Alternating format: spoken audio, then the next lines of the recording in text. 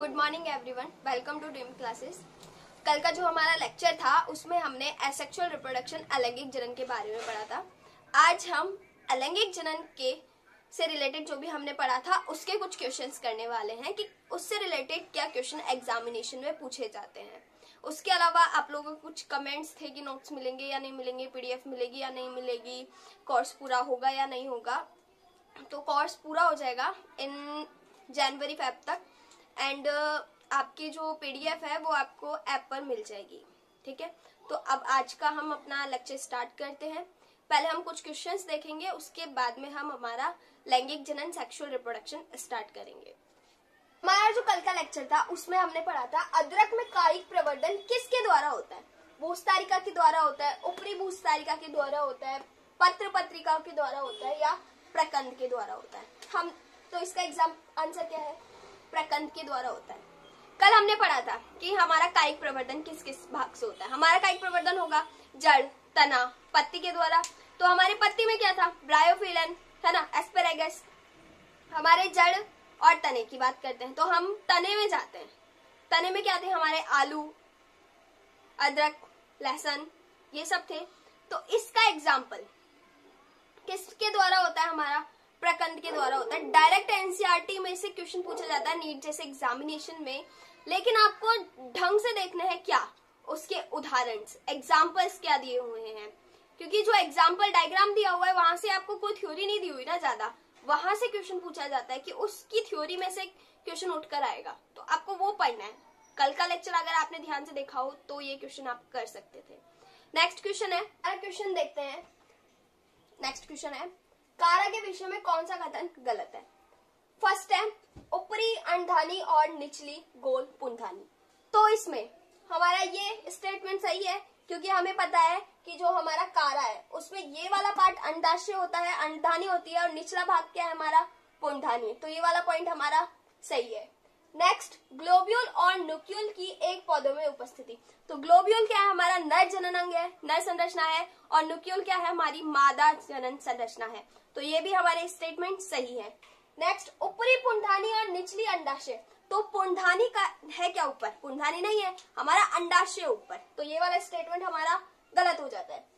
न्यूक्लियल नर प्रजनन संरचना है, हमारी न्यूक्लियल ग्लोब्यूल नर प्रजनन संरचना है और न्यूक्लियल हमारी मादा प्रजनन संरचना है। तो यहाँ पे दिखाया हुआ है ग्लोब्यूल नर प्रजनन संरचना है, तो ये बात सही है।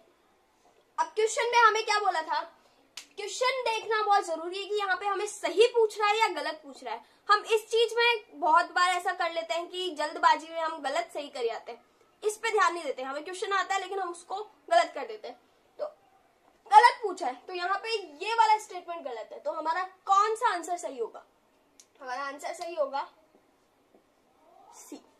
ये हमारी कारा की संरचना है, ये हमारा होता है न्यूक्लियल और ये हमारा होता है ग्लोब्यूल। ये हमारी नर संरचना और वो है हमारी मादा संरचना। मादा संरचना ऊपर होती है और नर संरचना नीचे होती है। इतना समझ में आया। अब हम देंगे हमारा नेक्स्ट पॉइंट। चलिए अब हम हमारा थर्ड क्वेश्चन देखते हैं कि थर्ड क्वेश्चन हमसे क्या पूछ रहा है। थर्ड क्वेश्चन बोल रहा है हमें निम्नलिखित में से किस एक को सही मिलाया गया है, यानी कि निम्नलिखित में कौन सा एक है वो सही है। ठीक है, तो इसके बारे में हमें पता होना चाहिए कि किस में क्या होता है। क्लेमाइडोमोनास, क्लेमाइडोमोनास हमने कल पढ़ा था, चल बीजाणु होता है। कॉनेडी क्या होता है, हमारे अचल बीजाणु होते हैं। दोनों का मेल सही है, नहीं है। यीस्ट, यीस्ट में हमारा द्विविभाजन होता है ना कि चल बीजाणु। तो ये वाला स्टेटमेंट सही है या गलत है, हमारा ये स्टेटमेंट गलत है। नेक्स्ट है हमारा अदरक। अदरक में अंतःभूस्तारी होती है क्या, नहीं। अभी अभी हमने संरचना समझा था कि अदरक में क्या होता है, प्रकंद से निर्माण होता है कलिकाओं का। तो ये स्टेटमेंट भी गलत है। हमें क्या देखना था, सही स्टेटमेंट कौन सा था यहाँ पे। तो सही स्टेटमेंट हमारा है प्याज, जिसमें शलकंद का निर्माण होता है। तो ये आंसर हमारा सही। तो हमारा करेक्ट आंसर क्या हो गया इस क्वेश्चन का, सी। क्वेश्चंस बहुत अच्छे से देखिएगा। नीट में ये क्वेश्चन पिछले साल पूछे गए हैं, वही क्वेश्चन लिए गए हैं। एंड अभी तक के जो 3 क्वेश्चन है उनको पूछने का मकसद बता देती हूँ मैं ये कारा जो कि एनसीईआरटी की बुक में सिर्फ डायग्राम है, कोई थ्योरी नहीं है, वहां से पूछा गया है। तो आगे के लिए याद रखना कि हमें हर डायग्राम को बहुत अच्छे से पढ़ना है, चाहे वो हमारा बोर्ड एग्जामिनेशन हो या फिर हमारा कोई कंपटीशन एग्जामिनेशन हो। फर्स्ट क्वेश्चन था हमारा, अदरक में कायिक प्रवर्धन होता है। अब अदरक में कायिक प्रवर्धन, अदरक दिया हुआ है, उसमें दिया हुआ है सिर्फ प्रकन, तो एक पॉइंट इंपॉर्टेंट हो गया, वहां से क्वेश्चन पूछा गया नीट में। नेक्स्ट हमारा ये क्वेश्चन है, ये पूछ रहा है सही को मिलाइए। मतलब जो मैंने आपको 3 पेज में डायग्राम समझाए थे ना, उन सारे डायग्राम से एक क्वेश्चन उठाया कि इनको मिलाओ और इसमें से सही कौन सा है ये देखो। अगर आपको सही पता होगा तो ही आप सही कर पाओगे ना, वरना आप नहीं कर पाओगे और अपने इस क्वेश्चन से हाथ धो बैठोगे। नेक्स्ट हम देखते हैं, क्वेश्चन में हमसे पूछा गया है कि हमें बताना है कि यहाँ पर ए, बी और सी के नेम क्या हैं। आपने ये क्वेश्चन देखा, मान लीजिए आपने डायग्राम देखा होगा एग्जामिनेशन में या फिर आपने आपकी बुक में देखा, तो आपने उसको सीक्वेंस वाइज लर्न नहीं किया, आप उसको थोड़ा ऐसे ही देख कर चले गए। अगर आपने ऐसे ही ऊपर नीचे देख लिया इसको, तो आपका ये क्वेश्चन गलत है, आपके 4 नंबर तो जाएंगे ही जाएंगे, साथ में आपकी नेगेटिव मार्किंग भी होगी एग्जाम में। तो इस टाइप के क्वेश्चंस है, तो उनकी नंबरिंग भी बहुत अच्छे से हमें देखनी है। देखते हैं हम, ये हमारा मार्केंशिया, क्या है हमारा मार्केंशिया। मार्केंशिया 2 प्रकार का होता है ना, एक लिंगी होता है, उभयलिंगी मतलब जिसमें नर और मादा साथ साथ है, एक लिंगी जिसमें क्या नर अलग है और मादा अलग अलग है। तो मार्केंशिया में क्या होता है कि अगर ये जो ऊपर हमें पुष्प दिख रहा है, यही मान लीजिए, तो अगर ये बहुत सुंदर सा बना हुआ है तो ये मादा है, अगर ये बहुत ऊट पटांग सा बना हुआ है तो ये नर है। जैसे ये समझा जाता है ना कि जो गर्ल्स होती है वो ब्यूटीफुल होती है, बॉयज होते हैं वो इतने ब्यूटीफुल नहीं होते, तो उससे मान के चल लीजिए कि यहाँ पे जो मादा होगा ना वो पुष्प बहुत अच्छा सा बना हुआ होगा, जो नर पुष्प होगा ना वो बहुत अजीब सा बना हुआ होगा। अब हमें ए बताना है ये क्या है, बी यहाँ पे क्या है, सी यहाँ पे क्या है, डी यहाँ पे क्या है। अब ये हमें कब पता होगा, जब हमने बहुत अच्छे से पढ़ा होगा, तभी हमें ये क्वेश्चन पता होगा। इसका आंसर है हमारा बी। अब देखिए कैसे, अच्छे से पुष्प बना हुआ है, स्त्री धानीधर है, ठीक है, मादा थैलस है पूरा, ये जो हमारे छोटे छोटे होते हैं ना कप लाइक स्ट्रक्चर होती है इस तरह से, इन्हें बोला जाता है जैमा कप। तो हमारा सी क्या है, जैमकर, और डील क्या है हमारा मूलाभास, यहां से इस तरह से मूलाभास निकले हुए होते हैं। ये क्वेश्चन अगर आपने अच्छे से एनसीईआरटी की बुक का डायग्राम नहीं पढ़ा तो आप नहीं कर पाएंगे। आप देखिए कि कल के वीडियोस में आपने कितना सीखा। नेक्स्ट क्वेश्चन देखते हैं हम अपना, next and last question. Next question देखते हैं हमारा नेक्स्ट एंड लास्ट क्वेश्चन, उसके बाद में हम हमारा सेक्सुअल रिप्रोडक्शन स्टार्ट करेंगे। कल के बेस पे जो हमने पढ़ा उनके बेस पे हम ये क्वेश्चंस कर रहे हैं। अगर आपसे को इससे रिलेटेड कोई भी प्रॉब्लम है आप मुझे बताइएगा, आपको मैं उसका रिप्लाई करूंगी, उसका आंसर आपको मिल जाएगा। चलिए स्टार्ट करते हैं। लास्ट क्वेश्चन हमारा, निम्नलिखित जोड़ों में से कौन सा एक गलत मिलाया गया है। क्वेश्चन पढ़ते ही पता कर लो कि क्या पूछ रहा है, ये गलत पूछ रहा है, जबकि शेष 3 सही है। अवेग, पत्र पत्रिकाएं, पेनिसिलियम, कॉनेडिया, वाटर हाइसिंथ, ओपरीबूस्तारी, ब्रायोफिलियम, केसल पत्तियों द्वारा। तो इसमें क्या होता है, जल्दी से आंसर बताओ सोचकर। क्वेश्चन क्या है ये लास्ट वाला, कि निम्नलिखित में से कौन सा जोड़ा गलत मिलाया गया है।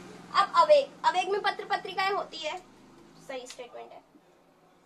पेनिसिलियम में कॉनिडिया बनता है, सही स्टेटमेंट है। वाटर हाइसिंथ, ऊपरी बूस्तारी, नहीं, हमारा वाटर हाइसिंथ क्या था, सिर्फ बूस्तारी था, तो ये गलत है। ब्रायोफिलियम पत्तियों के द्वारा होता है ना मुकुलन, तो यहाँ पे अपना क्या है, ये स्टेटमेंट सही है, तो ये हमारा आंसर गलत है। अब हम देखेंगे हमारा सेक्सुअल रिप्रोडक्शन। अभी तक का हमने जो भी पढ़ा है उसमें से बोर्ड में क्या क्या क्वेश्चन पूछे गए हैं, तो आप वो क्वेश्चंस लिख लीजिएगा। फर्स्ट क्वेश्चन है हमारा, जीवन काल किसे कहते हैं।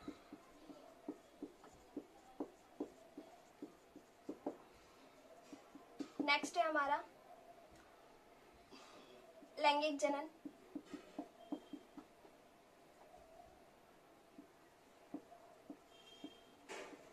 व अलैंगिक जनन।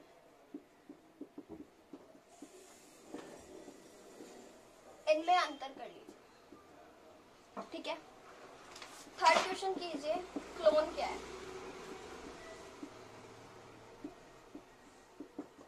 फोर्थ क्वेश्चन आप लोग कीजिए कि कायिक जनन किसे कहते हैं।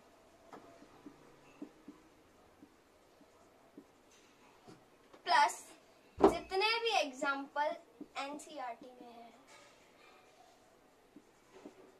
वो सारे एग्जाम्पल हमको करने हैं।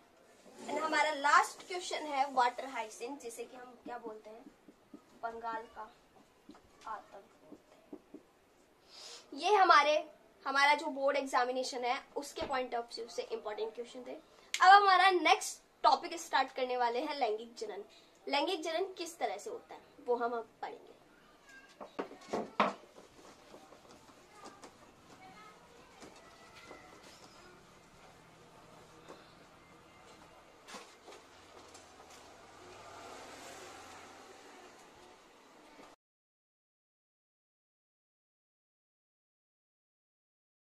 अब हमारा टॉपिक स्टार्ट करने वाले हैं लैंगिक जनन। जीवों में लैंगिक जनन किस तरह से होता है। लैंगिक जनन सेक्सुअल रिप्रोडक्शन।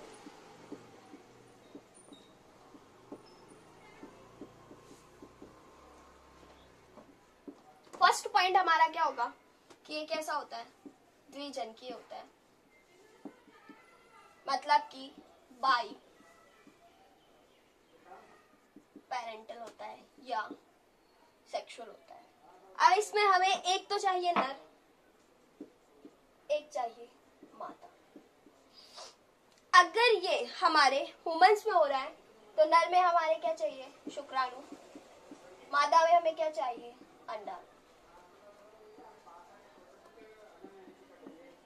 अगर ये हमारे पुष्पीय पादपों में हो रहा है तो हमें क्या चाहिए, पुंकेसर, और मादा में हमें क्या चाहिए, जाया। That's it. नेक्स्ट हमारा पॉइंट है कि इनमें युग्मकों का निर्माण होता है।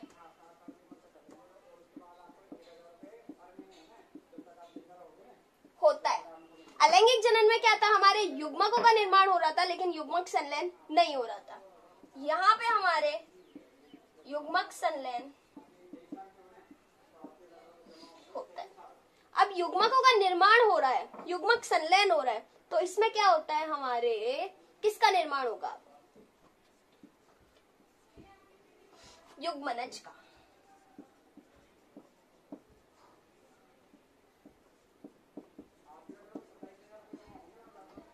युग्मनज का निर्माण होने के बाद बहुत सारे विभाजन या विभेदन से हमारे जीव का निर्माण होता है। यहाँ पे हमारे जीन विनिमय होता है,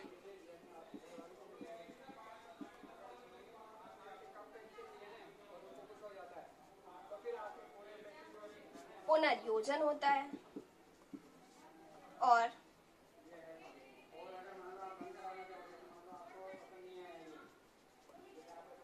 निर्भरबाधन होता है। अब इसे हम एक एक टॉपिक को अच्छे से समझते हैं।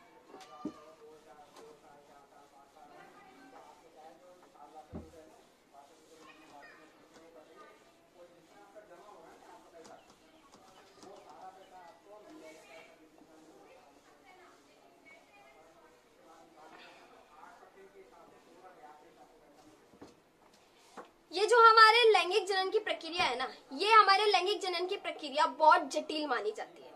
हमारे जो अलैंगिक जनन था वो सरल प्रकार की विधि है, ये हमारी कैसी होती है, जटिल प्रकार की विधि। तो हम क्या लिखेंगे, ये जटिल प्रक्रिया। नेक्स्ट इसमें हम लिखेंगे कि इसमें आनुवांशिकी गुणसूत्रों का निर्माण होता है। अब वो गुणसूत्रों का निर्माण होगा तो किस तरह से होगा, वो अर्धसूत्रण द्वारा होगा। तो हमारे लैंगिक जनन में क्या होगा, अर्धसूत्री विभाजन। अर्धसूत्री विभाजन, अगर अर्धसूत्री विभाजन नहीं होगा ना तो हमारा लैंगिक जनन नहीं होगा।